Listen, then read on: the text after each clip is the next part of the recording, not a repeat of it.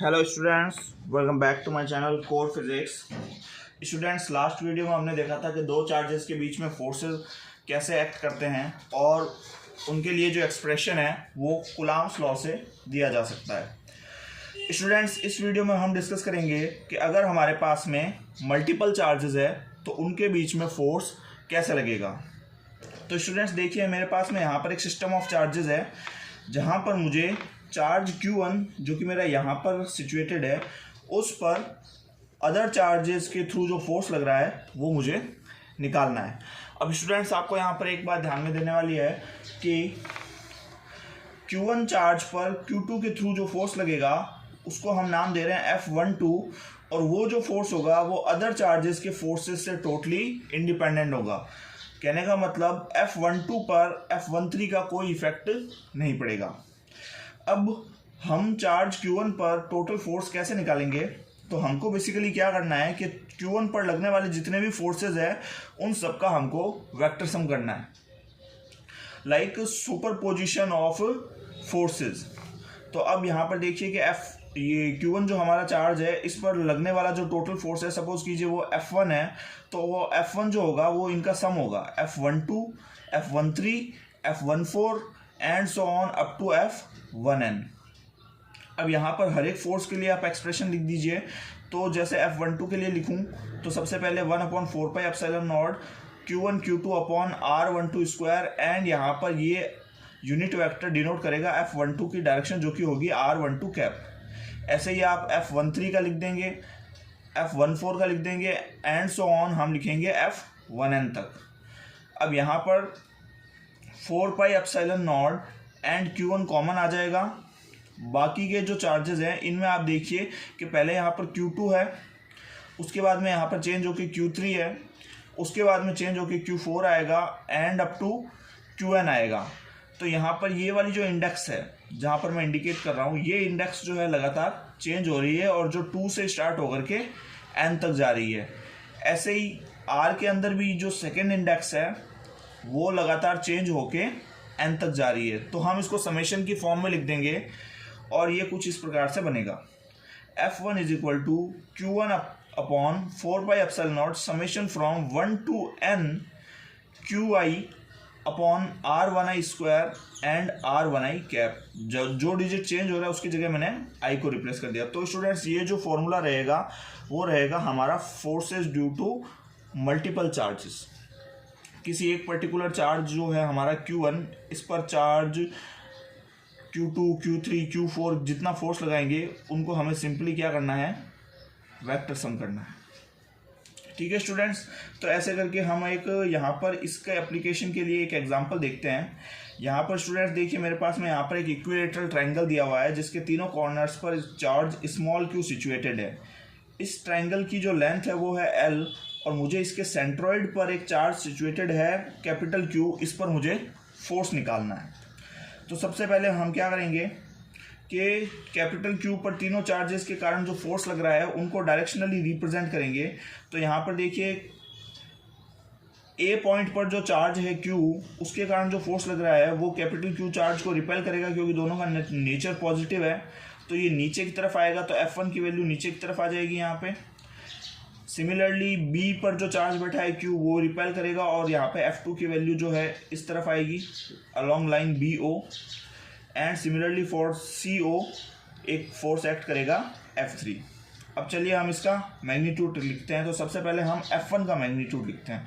तो F1 के अंदर जो दो चार्जेस इन्वॉल्व है वो है हमारा स्मॉल q और कैपिटल Q। तो कूलॉम्स लॉ से अगर मैं इसका मैग्नीट्यूड लिखूंगा तो मेरा मैग्नीट्यूड निकल के आएगा K into capital Q into small q divided by the distance between them, और डिस्टेंस इनके बीच की कितनी है, AO का स्क्वायर। अब ये जो AO का स्क्वायर है हमें यहाँ पर इस AO की वैल्यू को फाइंड आउट करना है। तो देखिए स्टूडेंट्स, ये जो इक्विलेटरल ट्रायंगल है इसको ठीक बीच में से काटने वाली जो लाइन होती है उसको मीडियन बोलते हैं। और यही मीडियन अगर मैं तीनों सेंटर्स से ड्रॉ करूँ तो ये तीनों मीडियंस जो है वो जहाँ पर कट करेगी उसको हम सेंट्रोइड बोलते हैं। अब ये जो सेंट्रोइड होता है वो मीडियन को 2:1 में डिवाइड करता है, मतलब ऊपर का जो पार्ट है वो नीचे वाले पार्ट के 2 टाइम्स रहता है। और यहाँ पर देखिए स्टूडेंट्स एक हमें राइट एंगल ट्राइंगल मिल रहा है ADC। ये जो राइट एंगल ट्राइंगल है इसके अंदर ये जो हमारा एंगल है ये 30 डिग्री रहेगा, क्योंकि मीडियन जो होगी 60 डिग्री एंगल को दो पार्ट में डिवाइड कर देगी। अब बेसिक ट्रिग्नोमेट्री लगा करके देखिए मैं यहाँ पर लिख सकता हूँ, ये मेरा AD है, देखिए मैं इंडिकेट कर रहा हूँ A to D, तो ये जो मेरा AD है which will be equal to AC cos 30। AC जो है हमारी ये लेंथ। अब AC की जगह अगर आप वैल्यू पुट करेंगे L cos 30 की जगह √3/2, तो AD निकल के आएगा L √3/2। अब ये तो आई AD की पूरी की बात। अब AO की अगर बात करें तो सिंपल रेशियो प्रोपोर्शन से AO विल भी हो जाएगा, AO का जो रेशियो है 2 divided by the total of ratio 2 + 1 3 and times AD, तो AO will be equal to 2/3 AD। AD की वैल्यू यहाँ पर पुट कीजिए, सॉल्व करने पर हमें मिलेगा L/√3। अब हमें मिल चुकी है AO की वैल्यू जो कि कितनी है L/√3। इस AO की वैल्यू को स्टूडेंट्स आप यहाँ पर पुट कर दीजिए, तो हमारा सॉल्व करने पर हमें मिलेगा 3KQ/L²। ये जो निकल के आया है ये है हमारा F1 का मैग्नीट्यूड। सिमिलरली F2 का जो मैग्नीट्यूड होगा वो भी हमें सेम ही सिचुएशन मिलेगी, क्योंकि सेंट्रोइड जो होता है हर सेंटर से इक्वल डिस्टेंस पर रहता है। तो F2 का मैग्नीट्यूड निकल के आएगा same value 3KQ/L² and F3 का मैग्नीट्यूड भी सेम निकल के आएगा।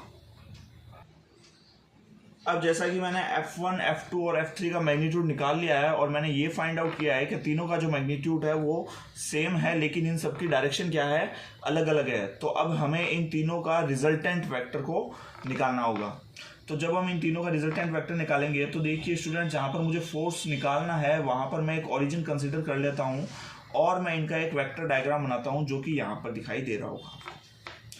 अब देखिए F1 जो है वो तो वर्टिकल लाइन पर डाउनवर्ड है, तो उसका तो कोई कंपोनेंट नहीं निकलेगा, केवल वर्टिकल डाउनवर्ड कंपोनेंट ही रहेगा F1 का, जो कि -j डायरेक्शन के अंदर है।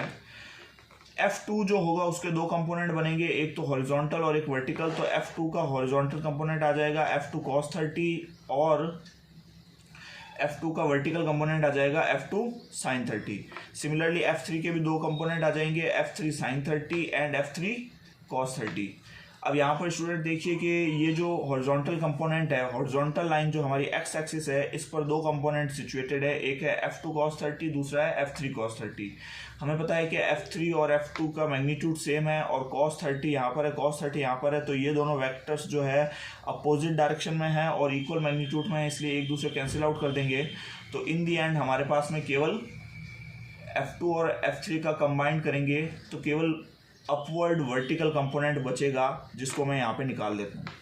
तो देखिए F2 sin 30 plus F3 sin 30 plus F2 sin 30 हमें मिलेगा। यहाँ पर वैल्यू पुट करेंगे तो sin 30 की वैल्यू आ जाएगी 1/2 एंड F3 का मैग्नीट्यूड आ जाएगा 3KQ/L²। इन दोनों को यहाँ पर पुट करने के बाद में हमें सॉल्व करने पर F3 एंड F2 का रिजल्टेंट जो मिलेगा वो मिलेगा 3KQ/L²। तो ये स्टूडेंट्स हमारा क्या है, F3 प्लस F2 का रिजल्टेंट है जो कि ऊपर की डायरेक्शन में जा रहा है, तो यहाँ पर हम एक J कैप लगा देते हैं और F1 जो है वो डाउनवर्ड J कैप में जा रहा है। तो अब हमें टोटल फोर्स निकालना है, तो हमारे पास में सिर्फ दो कंपोनेंट बचे हैं। देखिए मैं यहाँ पर मार्क कर रहा हूँ, एक तो ये F3 प्लस F2 का रिजल्टेंट और दूसरा है हमारा F1 वेक्टर। तो एक अपवर्ड लग रहा है, दूसरा डाउनवर्ड लग रहा है, तो इन दोनों का डिफरेंस देखा जाएगा। तो हम इन दोनों को सम करेंगे तो ये आएगा F3 sin 30 plus F2 sin 30 J cap. ये तो अपवर्ड लग जाएगा, यहाँ पे पॉजिटिव J कैप और F1 जो है वो negative J cap. Magnitude put कर देंगे, मैग्नीट्यूड पुट करोगे तो 3KQ L² J cap minus 3KQ L² और ये माइनस का J कैप है इसलिए माइनस आगे आ जाएगा और दोनों कैंसिल आउट हो जाएंगे और F नेट हमारा कितना आएगा, 0। मतलब इस ट्राइंगल के सेंट्रॉइड पर जो फोर्स लगेगा उसकी वैल्यू क्या रहेगी, 0। तो स्टूडेंट्स इस तरह से आप किसी पॉइंट पर रिजल्टेंट फोर्स निकाल सकते हैं।